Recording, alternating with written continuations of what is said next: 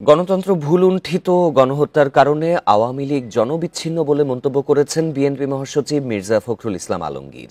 আর CPB নেতা Ruhin Hossain Prince বলেছেন, ২৪-এর গণঅভ্যুত্থানের অর্জন যেন বৃথা না যায় সে লক্ষ্যে ঐক্যবদ্ধ থাকতে হবে। সকালে শহীদ বুদ্ধিজীবী স্মৃতিসৌধে শ্রদ্ধা জানিয়ে এসব কথা বলেন তারা।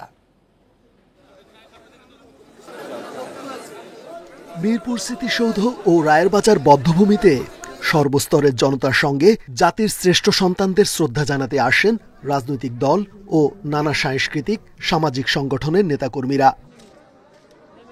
ফুলেল শ্রদ্ধা জানানোর পর নীরবে দাঁড়িয়ে স্মরণ করা হয় জাতির সূর্য সন্তানদের। এ সময় মুক্তিযুদ্ধ বিষয়ক উপদেষ্টা জানান, মুক্তিযুদ্ধকে ৭১-এর প্রেক্ষাপটেই দেখতে হবে, বর্তমান বাস্তবতায় নয়। জনগণ মুক্তিযুদ্ধে অংশগ্রহণ করেছে, তারা যে অবদান কিংবা যে ত্যাগ, যে বীরত্ব মুক্তিযুদ্ধে প্রদর্শন করেছে সেটা ৭১-এর নিরিখে নির্ণীত হবে।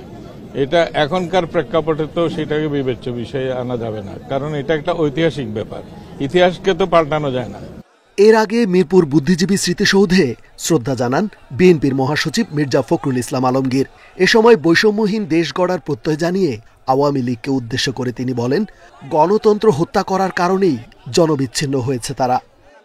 যারা জনগণ থেকে সরে যায়, যারা গণতন্ত্রকে হত্যা করেছে, যারা মানুষকে হত্যা করেছে, গণতন্ত্রকামী ও স্বাধীনতাকামী মানুষদেরকে যারা স্বাধীনতায় বিক্রি করে দিয়েছে, তারা অবশ্যই জনগণ থেকে বিচ্ছিন্ন হয়ে গেছে।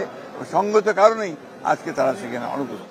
অতীত অভিজ্ঞতার কথা তুলে ধরে ২৪-এর গণঅভ্যুত্থানের অর্জন যেন বৃথা না যায় সে লক্ষ্যে সবাইকে ঐক্যবদ্ধ থাকার আহ্বান জানান বাম দলের নেতারা। যখন একটা স্বাধীনতা অর্জন করি, গণঅভ্যুত্থানের বিজয় অর্জন করি, তখন কিন্তু অপশক্তি আমাদেরকে টেনে ধরতে চাই। সুতরাং এইবার যে ২৪-এর গণঅভ্যুত্থান করলাম, আমাদের পেছনে অনেক অপশক্তি আছে, সেই অপশক্তিকে রুখে দাঁড়াতে হবে। আমি ৩টি অপশক্তির কথা বলি। প্রথমত হচ্ছে যারা পতিত হলো, তারা চাইবে আমরা যাতে ব্যর্থ হয়ে ফিরে আসতে। যে অঙ্গীকারে শিক্ষার্থীদের ২৪-এর গণঅভ্যুত্থান তা যদি পূর্ণতা না পায়, তবে শহীদদের আত্মত্যাগ ভুলুণ্ঠিত হবে বলে সতর্ক করেন সাংস্কৃতিক ব্যক্তিত্বরাও।